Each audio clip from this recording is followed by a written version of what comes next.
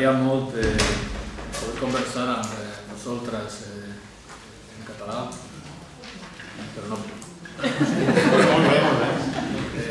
Os ahorraré también hacerlo en euskera, entonces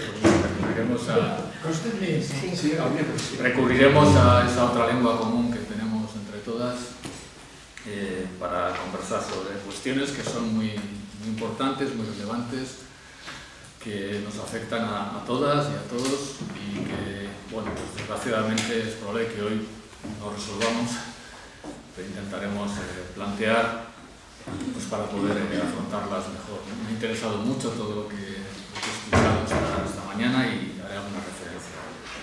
Voy a intentar ser más breve y concisa posible, porque creo que lo interesante es que podamos luego conversar entre todas y todos. No vamos a hablar de física cuántica, no vamos a hablar de cuestiones, en fin, particularmente esotéricas, son cuestiones sobre las que todas tenemos mucha reflexión, mucha práctica también y por tanto será importante que podamos conversar sobre ellas. No voy a dar muchos datos, prácticamente daré solamente algunos al principio para situar, porque a veces, aunque los datos son muy importantes, pues a veces pasa como con los árboles y el bosque, ¿no? Que los datos no nos dejan ver el bosque. Entonces voy a preferir centrarme en procesos más que en datos concretos, ¿no? Pero sí diré algunos. Evidentemente partimos de una realidad y es que hablamos de la juventud o de las jóvenes y los jóvenes, pero es un abuso hablar así. Hay muchísimas diferencias dentro de las jóvenes y los jóvenes. Decía al principio, hay condiciones de vida muy distintas, muy diversas. De hecho, vivimos en lo que algunas hemos llamado hace tiempo una especie de vuelta a las condiciones sociales del antiguo régimen. O sea, el nacimiento hoy marca como nunca el futuro de las personas. No solamente, no hace falta ser Borbón para tener ya la vida asegurada. Hay mucha gente que porque nace en determinados ambientes ya tiene una vida bastante más asegurada. Hay una reproducción del nacimiento que es brutal. O sea, la meritocracia es una mitocracia, es un mito. Bueno, no hace falta que sigamos por aquí, pero es fundamental. Entonces, cuando hablamos de las jóvenes y los jóvenes o de la juventud, muy en general, porque luego habría que analizar casos concretos, ¿no?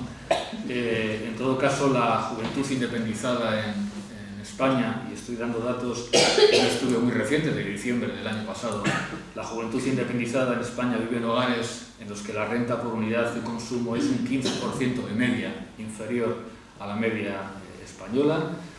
Más de la mitad de las jóvenes y los jóvenes de entre 16 y 29 años viven en hogares que tienen dificultades para llegar a fin de mes. Los salarios de las personas jóvenes que están empleadas son un 35% inferiores a la media de los salarios en España. El progreso de sus ingresos a lo largo de la vida laboral es mucho más lento que en generaciones anteriores. Una de cada cuatro jóvenes trabaja con contratos a tiempo parcial y casi la mitad tienen empleos temporales. Tenemos además una cuestión muy importante que a veces se nos olvida, ¿no? Cuando pensamos en juventud y pensamos en demografía o en población, sin quererlo nos viene a la imagen la famosa pirámide demográfica, ¿no? Y pensamos en una base muy ancha. Esto no es así. No hay una pirámide demográfica, cada vez se parece más a una especie de rombo y en este momento pues las personas que tienen menos de 29 años en España entre 15 y 29 años en España son un 14,8% de la población solamente, son muy pocas. De hecho, el grueso de la población somos nosotros, somos quienes tenemos pues, entre 50 y 65, 70 años, ¿no? Bueno, esto también es importante porque nos damos cuenta a veces cuando pensamos ¿dónde están los jóvenes? Las jóvenes, pues es que hay pocas, ¿no? Hay tantas como había antes. Bueno, en todo caso, la situación de precariedad está absolutamente confirmada, no hace falta que demos muchos datos. Y como digo, pues me interesaba mucho más ir a procesos.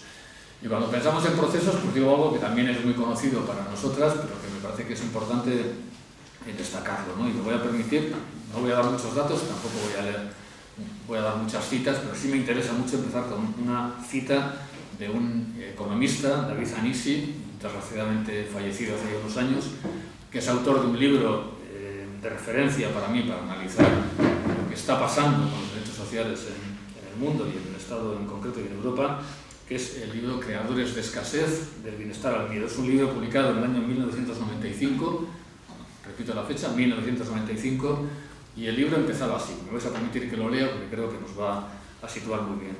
Él decía: debo comenzar recordándome a mí mismo y también a ti, lector occidental, que en el caso de que el que lea estas páginas tenga alrededor de 20 años, su memoria personal solo podrá referirse a tiempos de crisis. Estamos hablando del año 95. Este lector estará acostumbrado a convivir con el desempleo, con la marginación y la pobreza. Un trabajo fijo será para él una meta imposible y probablemente ya habrá trabajado por cuenta ajena sin ningún tipo de contrato legal. Sabrá que conseguir una vivienda es algo que de momento no puede plantearse y no se extrañará cuando vea cómo se privatiza la educación y la sanidad.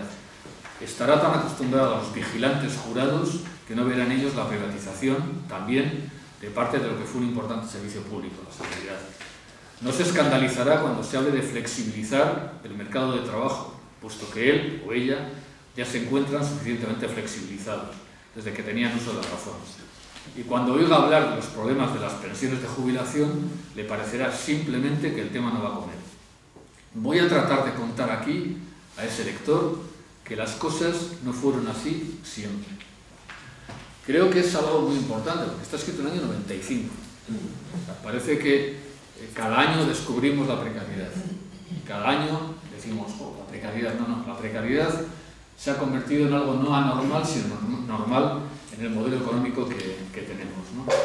Por tanto, yo tengo 62 años, voy a cumplir 63 en junio, pertenezco a una generación, eso de nombrar generaciones es una exageración, los boomers, ¿no? Como muchas de las que estamos aquí. Yo creo sinceramente que nosotras y nosotros, quienes nacimos en torno a los 60 o un poco después, somos la única generación después de la Segunda Guerra Mundial que efectivamente hemos podido disfrutar de esa promesa que nos hizo el capitalismo democrático, el capitalismo socialdemocrático, de la movilidad social ascendente, de la estabilidad de la vida. Somos, no sé si la primera y segunda, pero las únicas generaciones que hemos podido disfrutar de eso. Fue una promesa que duró lo que duró y se esfumó, ¿vale? A partir de nosotras, todo el resto de gente que ha venido después, millennials, centennials, generaciones Y, generaciones Z laboralmente, sino también vitalmente, ¿no? En el caso del Estado español, esa desregulación, esa destrucción de esa promesa de un mundo estable, básicamente a través de la integración por el empleo, se produjo prácticamente en 5 años. Hay una gráfica que yo he compartido muchas veces, he utilizado muchas veces. Es una gráfica en la que podemos ver que entre el año 1987 y el año 1991 la temporalidad de los contratos en España pasa de en torno a un 15% hasta un 30%. O sea, en 5 años el mercado de trabajo en España se desregula absolutamente, solo en 5 años. Claro, fueron 5 años muy conflictivos. Estoy hablando del 87 al 91. En el 88 se produce la primera gran huelga general de la democracia, el 14 de diciembre, justamente contra un plan de empleo juvenil que lo que buscaba era flexibilizar los contratos laborales. Si hoy vemos en qué consistía aquel plan de empleo juvenil, diríamos, bueno, por favor, volvamos a eso, ¿no? Hablábamos de contratos basura y tal. Una gran huelga general, porque Nicolás Redondo, el líder histórico de UGT, que era diputado socialista en el Congreso de los Diputados y las Diputadas, dimite porque hay otra reforma laboral del gobierno socialista de Felipe González que todavía precariza más los empleos, ¿no? Y en el año 94, 3 años después de este ciclo que os estoy diciendo, pues hay otro conflicto muy importante, justamente, y otra huelga general por la legalización de las empresas de trabajo temporal. Bueno, en apenas 5 años cambió el panorama del mercado de trabajo en España, ¿no? Y lo que cambiaron no fueron los datos solamente, cambió la norma social de empleo. En sociología del trabajo decimos que el empleo tiene 2 dimensiones, ¿no? Una dimensión fáctica, los datos, tasas de empleo, tasas de actividad, tasas de paro, lo que sea, y una dimensión normativa, una dimensión moral, si queremos hablar así, una dimensión ideológica también, ¿no? Que es qué entendemos por empleo, qué entendemos por buen empleo y por mal empleo. Bueno, pues la precarización del empleo no solamente es una precarización aritmética del empleo, es una precarización moral, normativa. Es decir, hemos dado por buenas condiciones laborales que son indignas, que son indecentes. Cuando la OIT en el año 99 saca la idea del trabajo decente, y muchas y muchos lo asumimos como una reivindicación y trabajamos sobre ello, creo que no hemos reflexionado suficientemente de por qué se plantea la idea del trabajo decente. Y es pues por lo evidente, porque hay mucho trabajo indecente. Y creo que es importante decirlo así, ¿vale? Hay mucho trabajo indecente.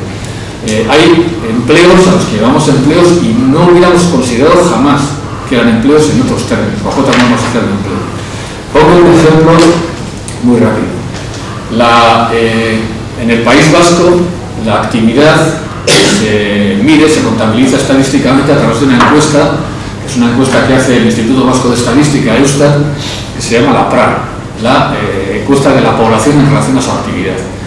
Es una encuesta para medir actividad laboral y hasta hace poco había una pregunta, la 120, que decía literalmente así: ¿realizó durante la semana pasada alguna actividad o trabajo remunerado, por muy pequeño que éste fuera, entre paréntesis, al menos una hora en la semana, cierro paréntesis, y de cualquier tipo, abro paréntesis, costura, clases particulares, etcétera, cierro paréntesis, incluso los considerados como chapuzas?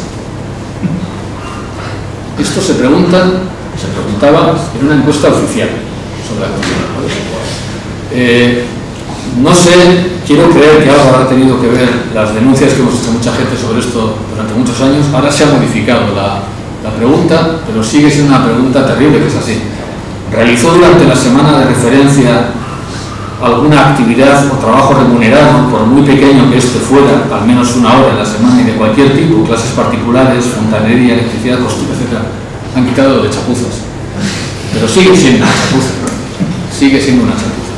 Entonces, hay una normalización de la norma social precaria, y esto no se ha producido por razones económicas ni por la globalización.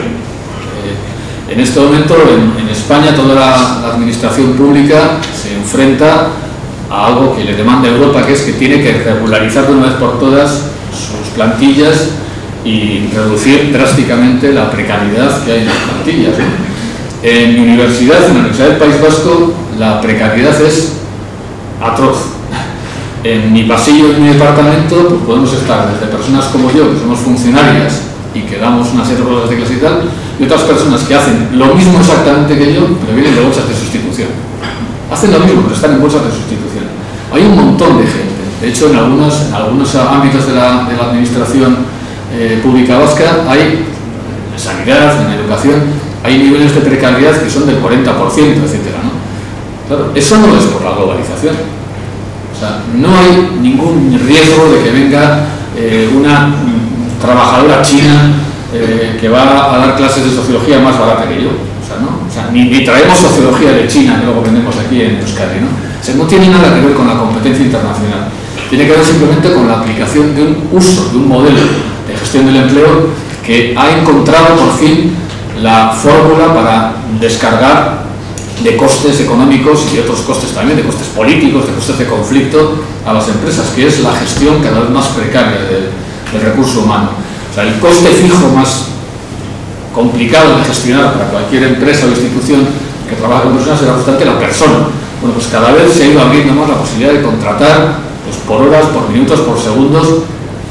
Incluso tenemos en algunos lugares como Gran Bretaña un modelo de contrato, perdón, que es ya, en fin, lo más inmoral que puede haber, que es contratos de hora cero, que es un contrato de plena disponibilidad sin saber si efectivamente te van a llamar. Bueno, que es el modelo Uber, que es el modelo Globo, que es el modelo del capitalismo de plataformas, ¿no? Entonces, lo que hay detrás de todo esto no es un programa económico, o sea, no es decir, es que tenemos que ajustar costes, no, es un programa político. Y lo del capitalismo no es hippie. Es así. es así. Solo tres citas muy breves también. Año 1985. Adam Perceborski es un politólogo polaco que ha desarrollado toda su actividad en Gran Bretaña, es experto en transiciones políticas y económicas, y en el año 85 publica un libro titulado Capitalismo y Socialdemocracia y dice lo siguiente, dice: el periodo actual es el primero desde los años 20 en que los propietarios del capital han rechazado abiertamente un compromiso que implique la influencia pública sobre las inversiones y la redistribución de la renta. Por primera vez desde hacía varias décadas, la derecha tiene su propio proyecto histórico: liberar la acumulación de todas las trabas que le impuso la democracia. Año 85. Año 92, Goran Zerbo, un sociólogo escandinavo, escribe esto: la dinámica económica del capitalismo actual aparece acompañada de una reorganización político-social conservadora como una revancha contra los avances culturales, políticos y sindicales de la izquierda en los años 60 y 70. Y última cita de 2005 de David Harvey, un geógrafo marxista muy reconocido: la neoliberalización fue desde su mismo comienzo un proyecto para lograr la restauración del poder de clase. ¿Vale? No es el mercado, amigas y amigos, como nos dijo el ladrón rato, es el capitalismo, es la política capitalista, amigas y amigos, ¿no? Bueno, esto ha generado al final una cultura que, claro, son muchos años ya, desde el 95, esta cultura machaconamente ha ido entrando en nuestras vidas, ha ido colonizando nuestras mentes, y esa norma social de empleo se ha transformado de tal manera que hoy en día pues, asumimos con naturalidad pues, discursos como el discurso del emprendimiento, que en realidad es el discurso del emprendeudamiento, porque muchísima de la gente que emprende acaba emprendeudada, porque es muy complicado emprender en un mercado de trabajo desregulado, que es la ley de la selva. Nos hemos acostumbrado a que en las universidades, también las públicas, de vez en cuando se hagan ferias de empleo. Yo la primera vez que en mi universidad anunciaron una feria de empleo dije, pero ¿cómo que una feria de empleo? O sea, esto, en fin, yo vengo de una comarca rural y estaba acostumbrada, que también es bastante bárbaro, a ferias del ganado, ¿no? Pero ferias de empleo, ¿no? Bueno, entonces nos hemos ido acostumbrando a un montón de cosas que en el fondo traen un poco a lo mismo, ¿no? O sea, a individualizarnos, a no tener protecciones colectivas, a tener que buscar soluciones biográficas a problemas estructurales y en última instancia pues estar permanentemente endeudadas, ¿no? Emprendeudadas, ¿no? Y la deuda, no lo olvidemos, es un mecanismo disciplinario. O sea, la deuda es un dispositivo económico, por supuesto, pero sobre todo es un dispositivo político, ¿no? Es una técnica securitaria que lo que hace es pues, cogernos por el cuello y tenernos siempre asustadas, ¿no? Voy a poder pagar esto que he conseguido para no sé qué, voy a poder pagar la siguiente entrada, la siguiente cuota de este alquiler que he hecho de un localcito para ponerme en mi tienda de no sé qué, o sea, voy a poder. Y eso, pues en principio, si dejamos que las cosas continúen, pues no va a ir a mejor, porque como digo, todo esto de la flexibilización convertida en precariedad laboral y tal, pues básicamente tiene que ver con una innovación en la gestión del empleo, que un tiempo se llamó gestión just in time, justo a tiempo, luego se habló de autonomizaciones, se habló de emprendimientos, bueno, y ahora estamos hablando cada vez más del capitalismo de plataformas, ¿no? Y la economía de plataformas es la última vuelta de tuerca que se puede dar al empleo en sociedades como las nuestras, ¿no? Lo hablábamos esta mañana Jordi y yo desayunando, ¿no?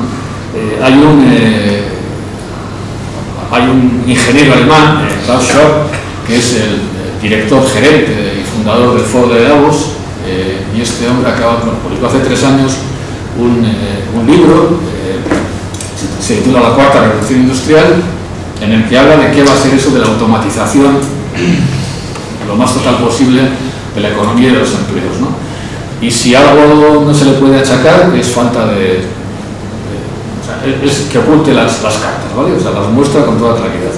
Y él, por ejemplo, dice cosas como estas, ¿no? Dice: las tecnologías digitales y la infraestructura de comunicación global cambian significativamente los conceptos tradicionales de trabajo y remuneración. lo que permite la aparición de nuevos tipos de empleos que son extremadamente flexibles e inherentemente temporales, la llamada economía bajo demanda. En esta economía bajo demanda, continúa diciendo Sharp, cada vez más empleadores recurren a la nube humana para hacer las cosas. Las actividades profesionales se dividen en tareas precisas y proyectos discretos y son lanzados a una nube virtual de aspirantes a trabajador ubicados en cualquier parte del mundo. De manera que las empresas ya no tienen trabajadores en plantilla, sino que los trabajadores son independientes y las empresas están exentas del requerimiento de pagar salarios mínimos, impuestos como empleadores y prestaciones sociales.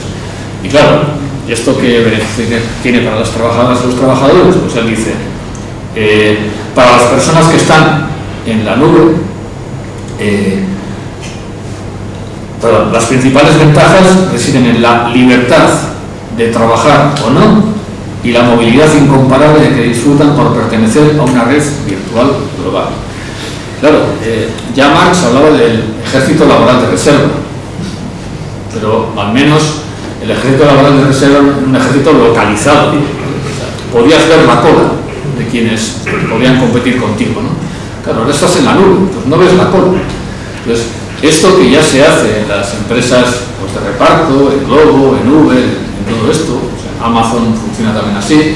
En España, se hablaba antes de Amazon, no voy a entrar en experiencias personales o lo que se transmite, pero afortunadamente algunas de esas cuestiones todavía están reguladas. Bueno, la ley Rider, por ejemplo, que se ha conseguido con mucho trabajo sindical en España, es intentar poner fronteras a esta irrupción de lo digital y de lo fragmentario en el mundo del empleo, pero en lugares donde no hay regulación laboral como Estados Unidos, esta forma de funcionar es atroz. No sé si seguramente muchos habréis visto la película Nomadland, o País Nómada, ¿no?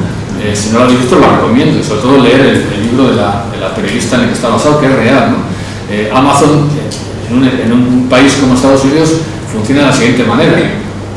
Precariza absolutamente los empleos, o sea, contrata por horas, por temporadas, y como además en Estados Unidos la vivienda es inaccesible para mucha gente, hay cantidad de gente viviendo en caravanas, en coches, en carromatos. Bueno, pues Amazon tiene una aplicación, una app, que te la puedes descargar en tu teléfono móvil, está especialmente dirigida a las personas que viven en carromatos, y lo que hace es, de vez en cuando, además de organizar fiestas y encuentros para que la gente esté bien también, se encuentren y hablen y tal y cual, en torno a una fogata, pues lo que hace es anunciar dentro de un mes en el mercado, en el Amazon de no sé dónde, de Wyoming, pues habrá contratación de personas porque hay una campaña súper fuerte de Navidad, que no sé cuánto, la gente coge su carromato, coge su caravana, como nómadas, van hasta allá, aparcan en las inmediaciones de Amazon, trabajan una semana, 2 meses, lo que sea, y luego se vuelven otra vez a la carretera, ¿no? O sea, ya está, es un funcionamiento que aquí solamente está imposibilitado por la regulación laboral, pero en principio es el sueño húmedo de cualquier empresario. O sea, es no tener ningún trabajador en plantilla, no tener ninguna responsabilidad respecto de las condiciones de trabajo y de vida de las trabajadoras y trabajadores, ¿no? Y esto, pues, si no lo combatimos, y afortunadamente lo estamos combatiendo, pues va a tener mala derivada, ¿no? Porque todos los estudios que hablan de los efectos de la automatización, pues nos dicen lo mismo, ¿no? A pesar de los cantos de sirena que nos están diciendo de los nuevos empleos que van a surgir y tal y cual, ¿no? O sea, todos los estudios serios que se han hecho sobre automatización y empleo, por ejemplo, hay uno del año 21, creo que el 2021 es el último que yo conozco, de la Oficina Nacional de Investigaciones Económicas en Estados Unidos, está realizado por 2 economistas que son absolutamente economistas serios, digo serios, que trabajan supuestamente desde la ideología y tal, que son Acemoglu y Restrepo, pues dicen claramente que la automatización de los empleos en Estados Unidos desde 1980 ha impactado negativamente en la estructura salarial de entre el 50 y el 70% de los trabajadores y trabajadoras en Estados Unidos. Lo que al final esto ha generado es básicamente pues, la degradación o el despido de miles de trabajadores que han visto empeorada su situación por la deslocalización de las empresas, etc., ¿no? O sea, el empleo no sale ganando de esto. O sea, el empleo tal y como funciona hoy no sale ganando de todo esto, ¿no? Entonces, si voy ya llevando hacia una idea de solución, no de solución, pero sí de intervención. el problema no son las personas jóvenes. Yo creo que tenemos que rebelarnos mucho frente a los discursos nini o frente a la idea de que la generación joven es una generación de cristal, hiperprotegida, hiperquejica, hiperpreocupada por sí misma y con nula capacidad de conexión entre sí, ¿no? El problema es la estructura, el problema es el sistema. El sistema capitalista que está basado en la generación de escasez artificial. Esto es otro de los grandes mitos del capitalismo. El capitalismo genera abundancia, no. Si generara abundancia habríamos superado el capitalismo hace ya décadas, porque tenemos más que suficiente. Hay ninguna crisis de los últimos, ninguna crisis del siglo XXI, ni la de 2008 de la subprime, ninguna crisis ha sido por una crisis de escasez. En ningún momento hemos dejado de seguir produciendo riqueza. Hoy somos infinitamente más ricas en términos monetarios de PIB que lo que no hemos sido nunca. No hay una recesión. La gran recesión incluso fue una gran recesión en las rentas públicas, pero no en las privadas. El dinero, hay más dinero que nunca en el mundo. Lo que pasa es que no está en los bolsillos de los estados, está en los bolsillos privados, ¿no? Entonces nos encontramos con que el capitalismo es un gran generador de escasez artificial. Está permanentemente intentando que sintamos que no tenemos lo suficiente o quitándonos lo necesario. Y luego hablaré un poco más de esto, ¿no? Es un sistema extractivista, colonial, desposeedor, por definición, para acumular, para que algunos acumulen, otras tienen que perder. Es imposible hacerlo de otra manera, ¿no? Y luego ya hablaremos de responsabilidades individuales, que las hay también, siempre, porque si algo nos enseña la sociología es que somos básicamente estructura y agencia, las dos cosas. ¿Tenemos capacidad de intervención? Sí. ¿Tenemos responsabilidad? Claro que sí. Pero hay estructuras. Y lo importante es mirar a la estructura. Entonces, ¿qué está haciendo la estructura capitalista? ¿No? Entonces, tenemos que combatir frontalmente pues, esas doctrinas de que el problema es la gente joven, que no se mueve, que está no sé qué. Y sobre todo tenemos que combatir la que yo llamo últimamente la doctrina Ábalos. Esa idea de que dijo por cierto, ¿quién te ha visto y quién te ve? Fíjate cómo está Ábalos ahora, ¿no? ¿Dónde va a acabar? Eso de que seguramente será culpable invigilando, ¿no? Por lo menos, ¿no? Como tantas otras que han sido, Esperanza Quería y otra gente, ¿no? Pero seguramente igual algo más. Fíjate tú, qué desgracia un tío que acabe así, ¿no? Con un testaferro que se ha llevado 53 millones de euros pues en la época de la pandemia, cuando la gente se moría, ¿no? Es terrible. El mismo Ábalos, cuando era ministro de Vivienda, durante la ley de reforma de los alquileres, pues dijo esa famosa frase que le perseguirá hasta la tumba de la vivienda es un derecho fundamental, pero también un bien de mercado. Pues no. Si es un derecho fundamental, no puede ser un bien de mercado. No puede ser un bien de mercado. O al menos no puede serlo hasta que el derecho fundamental no esté absolutamente satisfecho de manera general. Si luego alguien quiere, además de una vivienda digna, con terraza y piscina, pues que se la compre en el mercado, si eso, ¿no? Pero si es un bien, si es un derecho fundamental, no puede ser un bien de mercado. Entonces tenemos que combatir esa idea y por tanto tenemos que ser capaces de desmercantilizar desmercantilizar los derechos, ¿no? Tenemos que ser capaces de desmercantilizar la educación, por supuesto, la salud, la seguridad social, la vivienda. Y yo pregunto ahora, ¿y la renta? Hasta ahora la renta ha estado siempre mercantilizada en esta sociedad, a través del empleo. ¿Garantizan los empleos hoy una renta suficiente? Aquí tenemos un debate bien interesante, en Cataluña además sus pioneras y pioneros con la renta básica, con Daniel Raventós, Arcarons y así.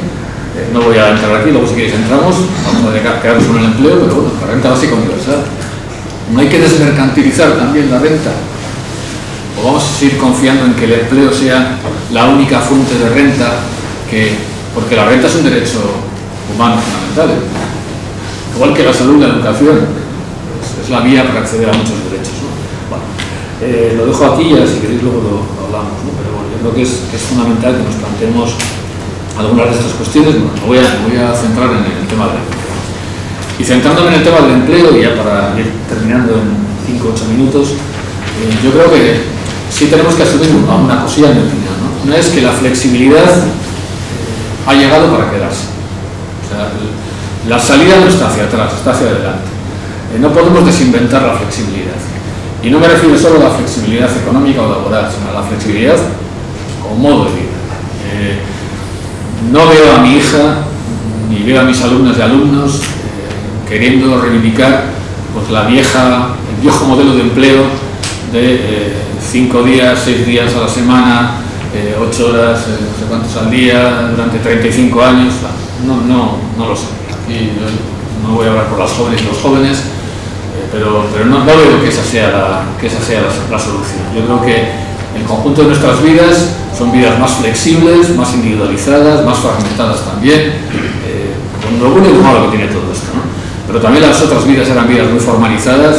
Mi padre era panadero del pueblo y yo le he visto toda la vida levantarse a las 2:30 de la mañana para hacer el pan, coger la furgoneta y repartirla por los barrios del pueblo, y luego a la tarde tener que echar la siesta para poder levantarse otra vez, y eso no es la vida, ¿vale? Y además durante mucho tiempo, incluso los domingos lo tenía que hacer, ¿no?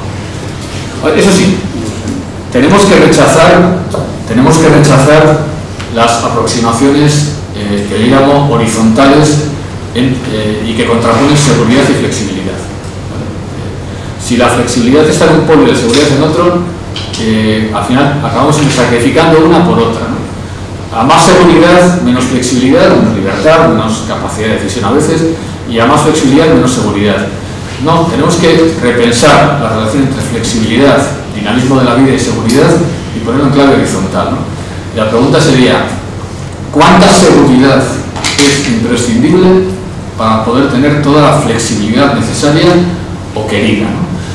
Yo durante muchos años, ahora ya no, ahora solamente hago alpinismo, montaña y tal, Pirineos, pero durante muchos años hice escalada, y yo os aseguro que no me hubiera atrevido a escalar por ningún sitio si no hubiera tenido una cuerda de seguridad. ¿Vale? Entonces, ¿cuánta seguridad necesitamos para poder ser luego todos los flexibles que queramos? Para poder tomarnos tiempos para la vida, para poder conciliar, para poder sacrificar horas de trabajo o de empleo para hacer otras cosas. Pero hace falta tener un grado de seguridad fundamental, ¿no? Y ese grado de seguridad es muy sencillo de describir. Virginia Woolf, la famosa escritora británica, un icono del feminismo por mérito propio, a principios del siglo XX publica un libro que es una referencia fundamental del feminismo, Una habitación propia, un cuarto propio, y a todas y a todos se nos ha quedado en la cabeza la idea esa, ¿no? De que para que las mujeres puedan ser libres necesitan un cuarto propio, ¿no? Y decía, para poder producir, para poder escribir literatura. Pero realmente si leemos el libro de Virginia Woolf, lo que ella decía era un cuarto propio y 500 libras. Y 500 libras. Es decir, vivienda y renta.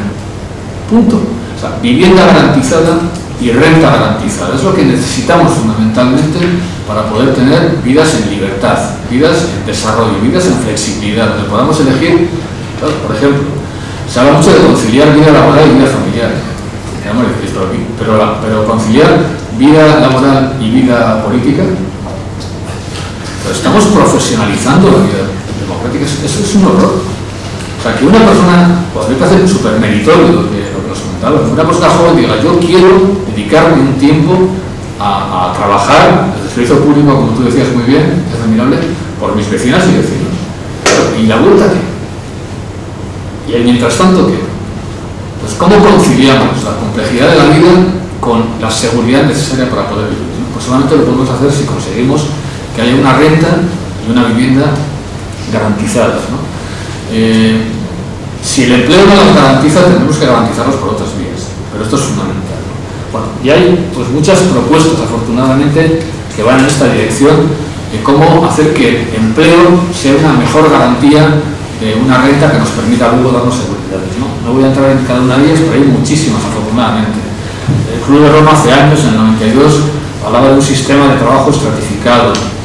Se habla, hay un informe superior liderado por el catedrático de Sociología del Trabajo francés, Alain Suppiot, para la Unión Europea, que habla de un nuevo estado profesional. O sea, que hay una garantía, una cobertura del estatuto profesional, incluso cuando estás en desempleo, entre empleos o otro tipo de actividades, ¿no? Que de alguna manera las entradas y salidas del mercado de trabajo no supongan entradas y salidas de la seguridad, ¿no? Bueno, está la idea de la flexibility, la flexiseguridad danesa, el trabajo decente, la Europa del trabajo cívico que planteó hace muchos años Ulrich Beck, está la semana de 21 horas que está discutiéndose en muchos lugares, está el debate del trabajo garantizado que planteó Alberto Garzón y Adoración Guamán hace unos años y que está por allá. O sea, hay un montón de propuestas al menos que deberíamos, a las que deberíamos recurrir para no quedarnos con el único modelo de empleo que es este modelo capitalista que nos fragmenta, ¿no? Bueno, pero para hacer cualquiera de estas cosas, sobre todo para no seguir haciendo lo que estamos haciendo, ¿qué es lo que haría falta? Pues yo creo que, voy solamente a una cuestión, sobre todo tenemos que desindividualizar el empleo y desindividualizarnos como trabajadores y trabajadores y colectivizarnos.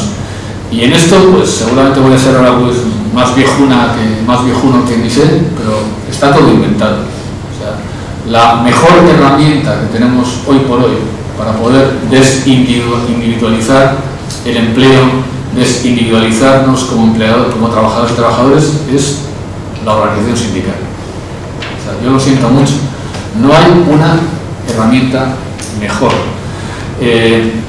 La Confederación Europea de Sindicatos, la CES, en 2017 hizo un informe sobre el futuro de los sindicatos en Europa y el título era Organización y afiliación sindical, el futuro de los sindicatos en peligro. Y decía cosas como estas, decía, nos enfrentamos a una crisis existencial. O bien los sindicatos afilian nuevos y jóvenes miembros en un número considerable, o bien en cuestión de décadas los sindicatos dejarán de existir como organizaciones con un número masivo de afiliados. Si la actual tendencia a la desindicalización continúa, los sindicatos perderán más de 11 millones de miembros al menos, es decir, el 26% de los miembros actuales en los próximos 10 años. En al menos 25 de los 31 países europeos, miembros de la CES, ha habido una disminución de la afiliación sindical entre 2006 y 2016. La edad promedio de los miembros del sindicato ha aumentado entre 2004 y 2014. El porcentaje de personas menores de 25 años que se unen a un sindicato ha disminuido y al menos desde 2004. Bueno, esto es preocupante y tal. Y decía, organizar y afiliar, una prioridad urgente.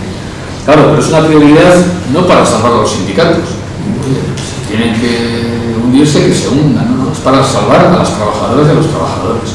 O sea, todas las evidencias, todas nos indican que existe una relación significativa entre la reducción de la densidad sindical, es decir, la reducción de las tasas de afiliación y el incremento de las desigualdades. O sea, donde menos densidad sindical hay más desigualdades y más precariedad. ¿Eso es así?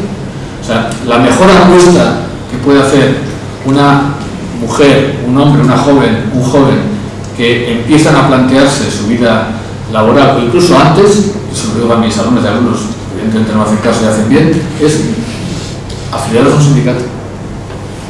Afiliados a un sindicato, pero no por esas ofertas tan cutres que nos hacen mi sindicato, que es un sindicato de clases o de político, pues yo me enfado un montón con ellas y con ellos, cada vez que me llega la típica esta de tienes rebajas en General Óptica o tienes rebajas para hacer un viaje. Digo que yo no quiero rebajas para viajes, que además el viaje es insostenible económicamente.